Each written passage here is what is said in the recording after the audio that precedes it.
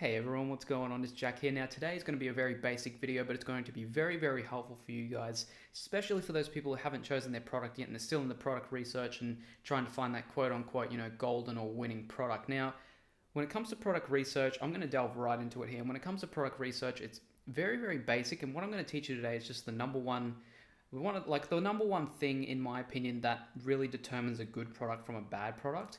And it all comes down to your customers and it comes down to the consumers. So it's very basic. Now, this is very basic consumer law stuff. Now, I used to work a lot in retail, and I sort of found out how customers worked and sort of what they liked in certain products. And you really have to listen to your customer, and that's the thing. And when it comes to selling something on the market, on the free market, you really have to listen to your customer, and you can't just throw up a product that you like and just expect it to sell. Sometimes a product that sells really well might not be something that you would buy in particular. A lot of the time it's something that you might not buy, but the consumers want it. And I'm going to tell you, I'm going to basically show you one point that I think as well that's going to determine a good product from a bad product. So I've done up a little sort of flow chart here, which will show my sort of thought process when it comes to choosing a product. And I'm just using these pet grooming gloves just as a reference here,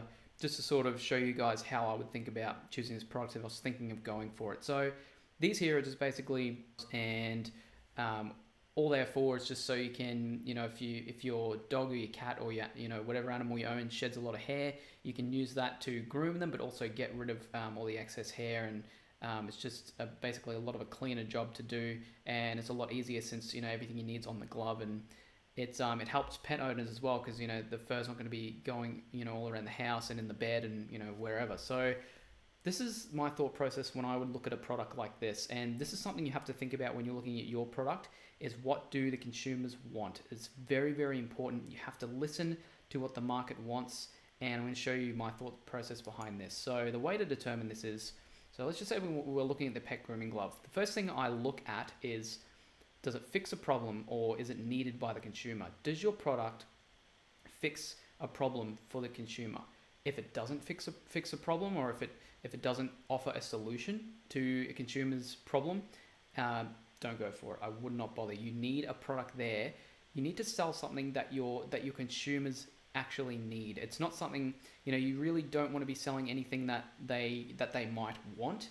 I would suggest that you look at something that they need. So for pet owners, I would say, this product, in my opinion, of course, it's something that they need, because it's just, for the price of what they're paying, instead of for them, they just buy a glove, like this. This is a lot of these are a pack of 2 for about $20, and you can just do it all yourself. You can just clean up the hair once you're done, and you just groom them yourself with your gloves. So it's going to, get rid of a lot of headaches for a lot of consumers, a lot of customers out there that have pet owners that shed a lot of hair.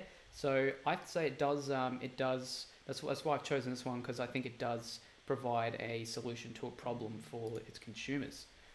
So if it doesn't, don't go for the product. If so, yes. If it does, and it is needed by a consumer, if it does fix a problem, if it does provide a solution, then let's go forward with this. So from here, what I would do is run the numbers. So I'd run. I go through this in other videos. You just run the numbers from sales, the amount of revenue each month, and the demand for it, etc. How many reviews and whatnot, and whether you can compete with that. So if the numbers are bad, don't bother going for it. It's either oversaturated, or it's either being dominated by certain people already, and you're not going to be able to get your product in there, being a new brand or being a newer brand. So don't bother going for it. If they are good, if it looks hopeful, then that's something you can look into. I would definitely start going for it, because for one, it solves a problem, and two, you've got room to grow your brand and get that share of the market. And this stuff here, it's not just stuff that you can apply to Amazon FBA. It's just stuff that applies to anything where you're selling something to the consumer, where whether that's retail, whether it's an online business. It's just very basic stuff. And it's just things you need to learn about people and consumers in particular if you want to sell products to them. So if the numbers are good, let's go for it. From there, this is what I would do. It's very simple. Find ways to improve on the product. So, I'd start having a look at things like this. They've got 30 reviews, but it's only 4 stars all up. So I'd have a look at the bad reviews, see what they didn't like about the product, and then see if you can improve on what they didn't like, so you can actually offer that to the consumer. So if people didn't like something about this product, then you can actually improve on it. You can put that in your product and say, hey, look, let's just say that, the sealing on this stuff, on the actual spikes here, starts coming off or starts wearing down, or just comes off the face of the glove. You could say something like, this is made out of a certain material where it actually can't wear down, and it's a lot more durable and you get a lot more lifetime out of it. And you can talk to your suppliers about that and work that out with them. It's a lot you can work out with your suppliers, by the way. There's a lot you can work out. So read your reviews, see how it can be improved on. So it means you could bundle stuff in, even like ebooks or a physical product. You could even bundle in like cleaning up bags or something like that, or cloths, or whatever would work with this product. Just do your research. Do your research on places like Amazon, on eBay, on forums. Just go out and do your research and really delve. You really have product and its consumers to really get an idea of what they want and what they need basically for this product. From there, you can grow your brand, and I haven't put it in here, but that's things like doing your improving on your reviews, and getting more reviews, and getting consumer feedback, and then just once you've got this product up, you could have another pet product, and you could just basically dominate the pet grooming category, or the pet grooming space. If you wanted to. It really depends on where you want to take this. You can either just dominate this one product here, if the numbers do check out, you can find a way to dominate time, but you can dominate that market. So last point here, it's very, very simple flow chart, but it's just my thought process of how I look at products before I actually delve into it and start asking suppliers about it and start getting prices and whatnot. So you have to have patience, and eventually you can dominate the market if you've put the time and effort into it.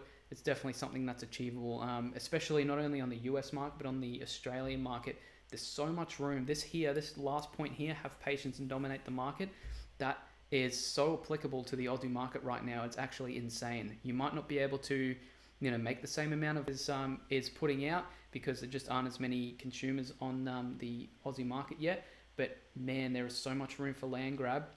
If you do this now, and let's just say if you wanted to do the same product on the Aussie marketplace, and there's not as much competition and there's room to grow, and you go through this flow chart again and it all checks out, honestly, that's something you can go for, and it's something you can grow in the next 2 to 3 years. You're going to be making a decent amount of money, to say the least. So that's pretty much all there is to the flow chart.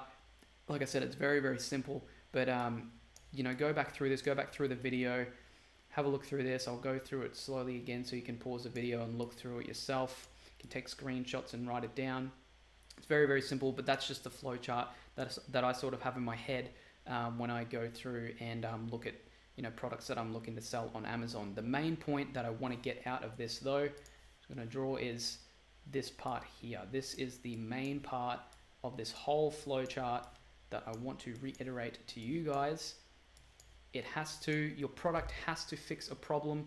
It has to be needed by the consumer. It can't just be something that they might just spontaneously buy, like things like fidget spinners and that. That's why things like fidget spinners and hoverboards and things like that are all fads, because they don't, maybe hoverboards might fix a problem in some way, but fidget spinners don't really fix a problem, apart from I guess some people who, some kids, they might need to, they might have a certain condition or something, and they might need to play with a fidget spinner to sort of help them calm down. But for the most part, it doesn't really solve a problem for anyone. It's just a fad, and it's just something that people buy because it's a trend, or it's because it's something that they like at the time.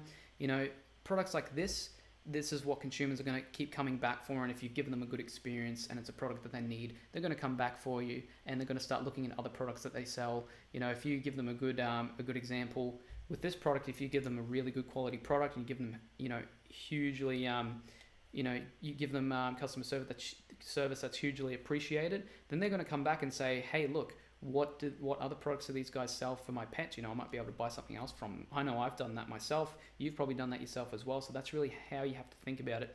You have to really delve into what your consumer thinking and what they want and what they need. And that is the key, in my opinion, to dominating a certain category or niche. So it's pretty much all I have for you today, guys.